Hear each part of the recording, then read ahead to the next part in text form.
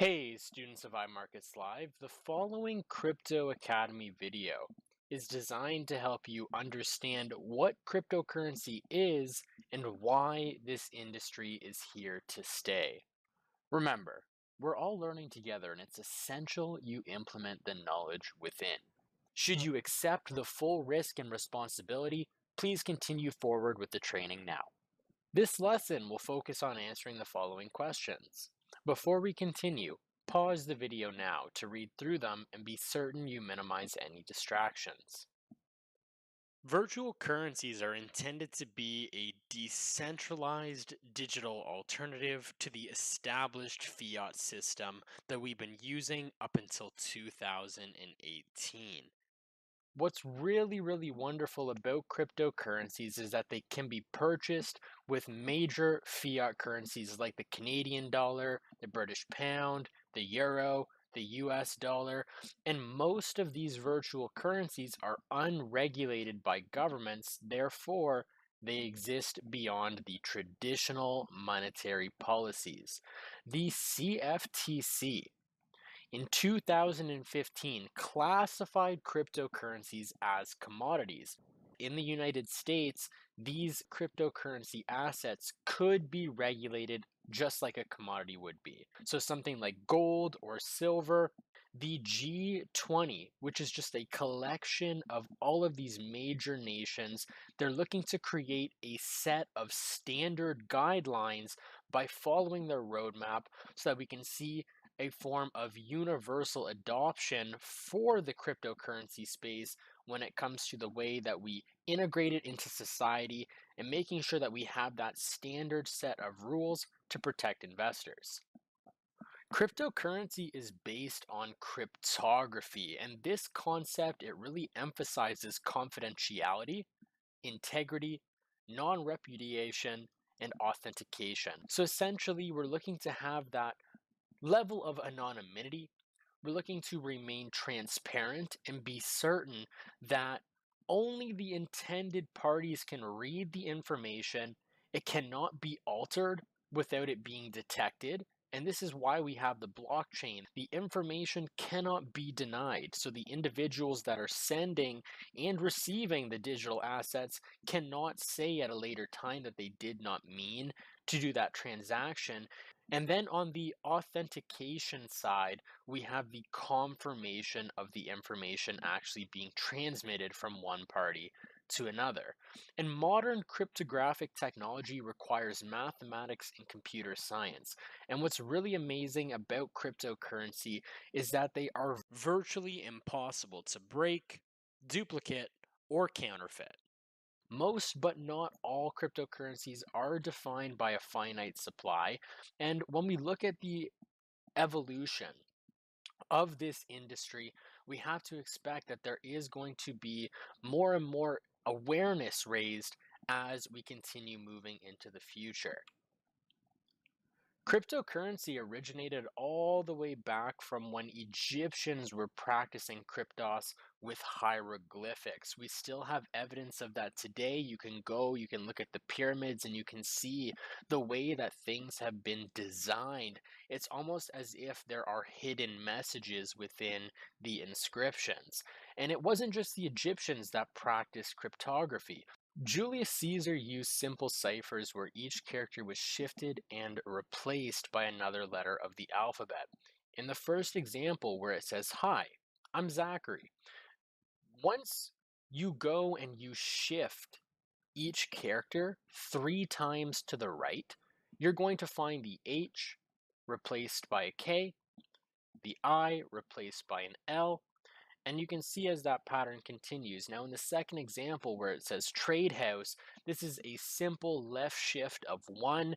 So the T, we just go back 1 letter in the alphabet. That would become an S. The R would become a Q. And you can see that pattern continue. Now before we saw the mainstream adoption and awareness of Bitcoin, we had other examples that were designed to be trusted third-party systems like eCash, DigiCash, BitGold. There were more, but all of these failed in some sort of a way.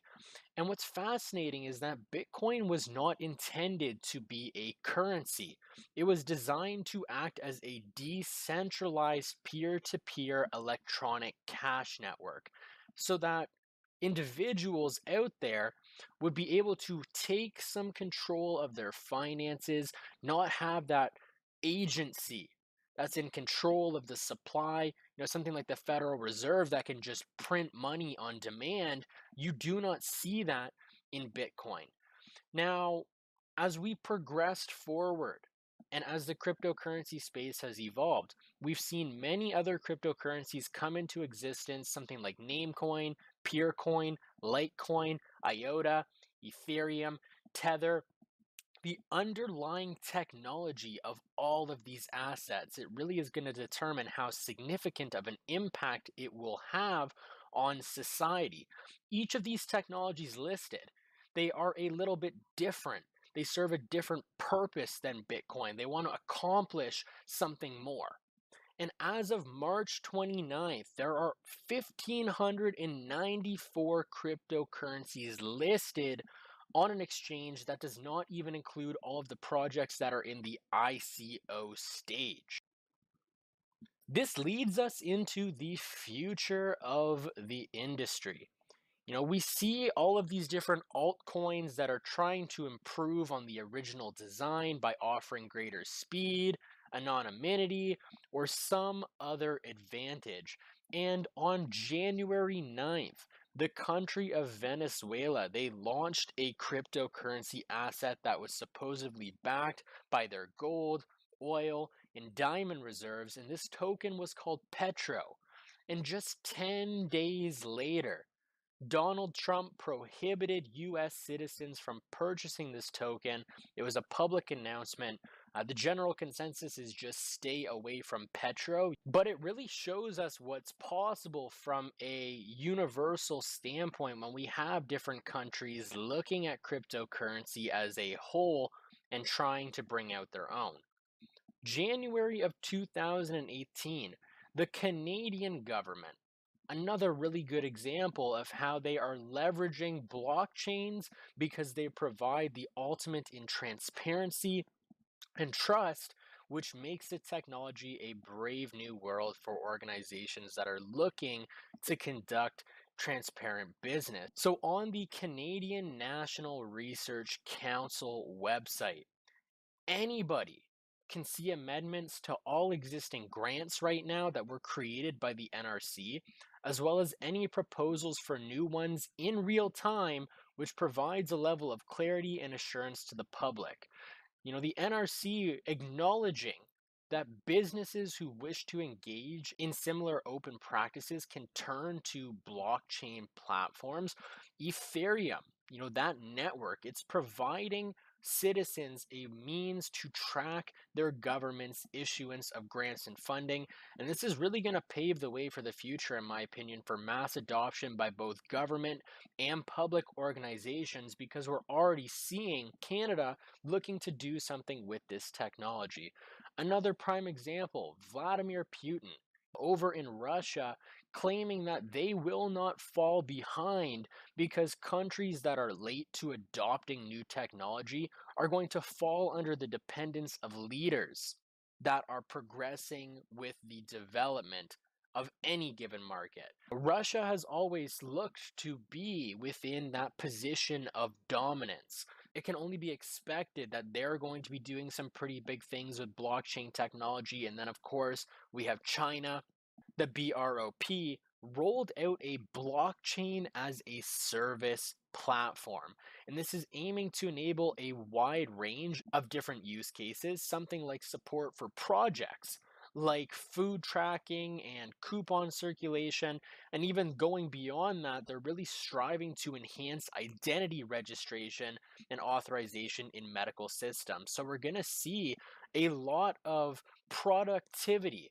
And of course, there's always the possibility of tax evasion and black market transactions. And there is a learning curve when we're participating in a highly volatile market environment, such as the cryptocurrency space.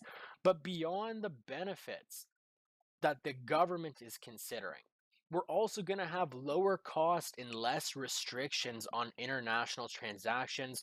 We're going to have greater privacy protection and, most importantly, more control over our assets.